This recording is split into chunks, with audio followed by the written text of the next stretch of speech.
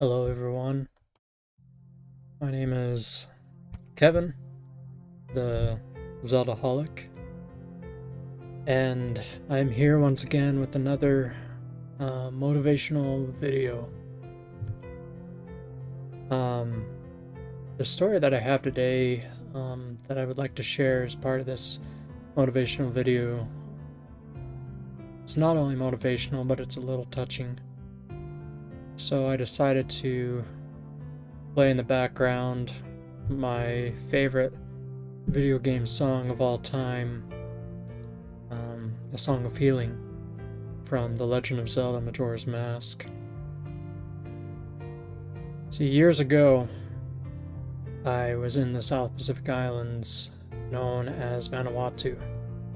It's a great country in the South Pacific, and in many ways I consider it my home because of the amazing people that I just grew many fond friendships and relationships with. Many of them I consider family. Just wonderful, amazing people who honestly have the most love and kindness that I've ever seen in any people ever. There's one specific man that I'll never forget. His name was Dick Callow. I called him Papa because that's just part of their culture. It's a thing of respect. When someone is of that age range, you either call him Mama or Papa. We were really great friends. He watched over me. He helped me to understand a lot about the culture there, about how things worked, the different foods and stuff there. Well, one day he came up to me and he asked me, he said, "Would you come to my house to have dinner with my family and I tonight?" I said, "Yeah, of course, Papa, I'd love to." And he said, "Okay," he said, we'll just jump on the bus together, meet me here at this time, and we'll jump on the bus together and we'll go to my house to eat." Okay. When I arrived at his house, I immediately just became emotional. His house, his entire house, was probably a third of the size of my room. He had a wife and two kids, which he shared this house with. It was divided into two parts, and it was only divided by a cloth that they kind of used as a curtain. On the one side, him and his wife and his two kids slept very crowded together. Kept all their dirty clothes next to the bed until it was time to wash them. And the other side was their kitchen, where they made their food and sat on the floor to eat. This really humbled me and helped me to realize just how much I had, in a way, just not even realized how blessed I've been in my life to have a good home and everything.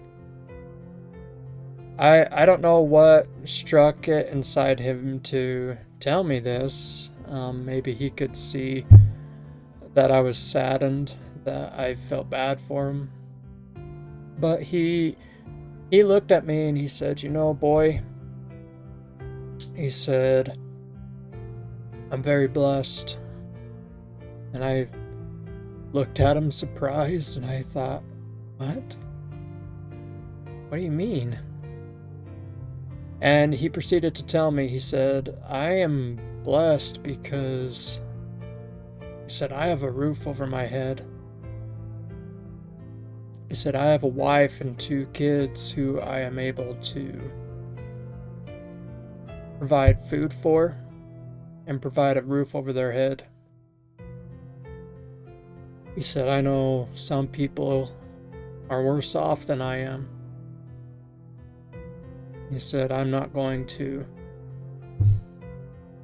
compare myself to others. He said, I know that what I have is enough for me and my family. And that just really struck me, and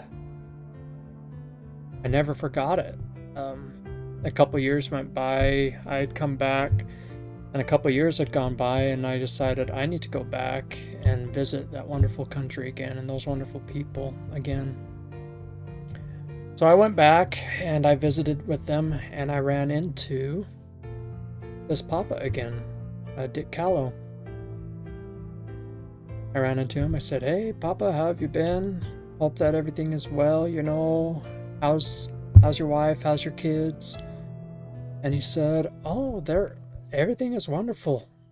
He said, nothing could be better. I said, oh, that's great. He said, I was actually wondering if you'd like to come over and have dinner with us again. And I said, sure. I'll get on a bus later today and I'll come up. And he stopped me. He said, no. You'll need to jump on the bus with me again. We got a different house. We're living somewhere else now.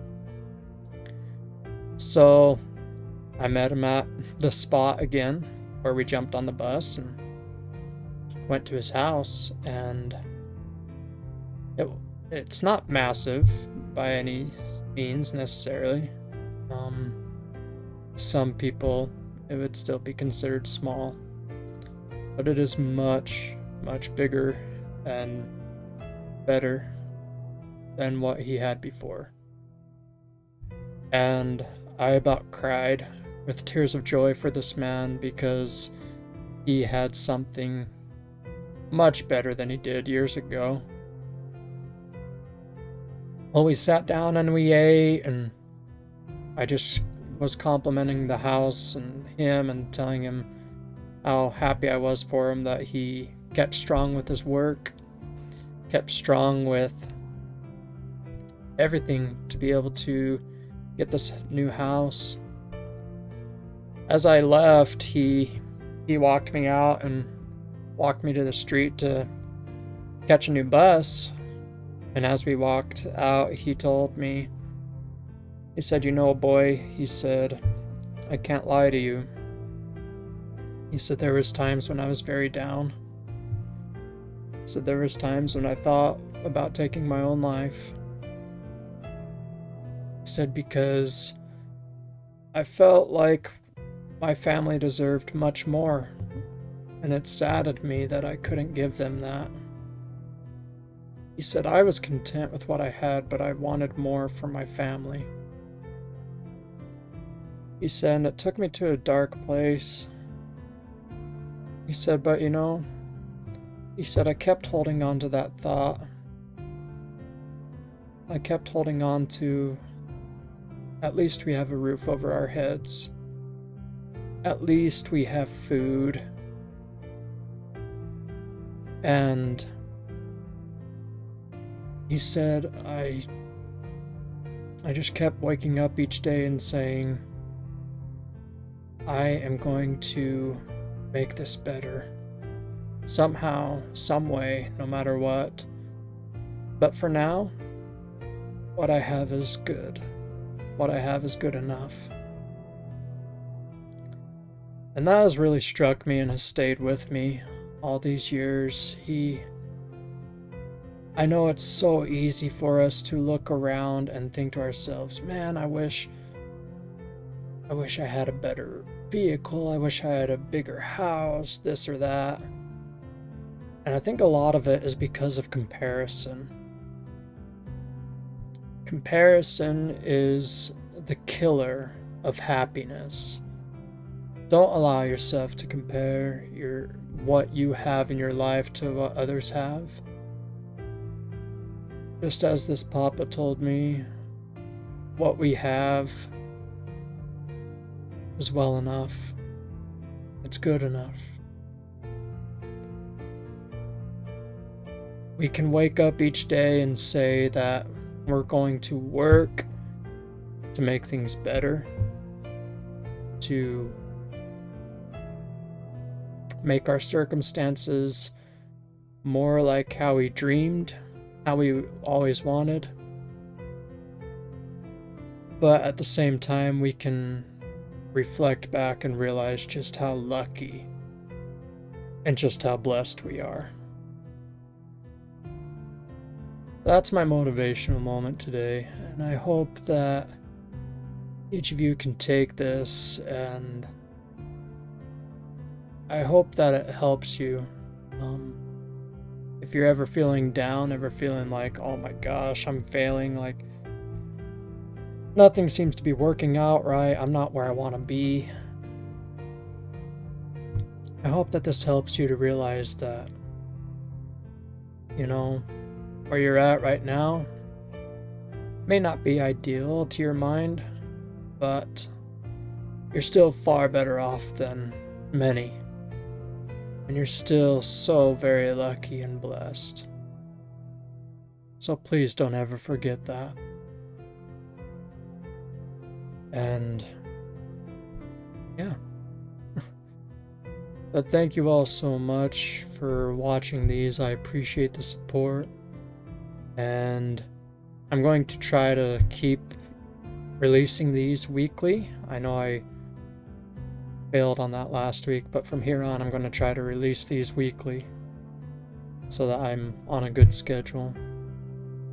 But thank you all so much, and until next time, I have been the Zeldaholic, and I hope that this moment brings you motivation and inspiration. Thanks.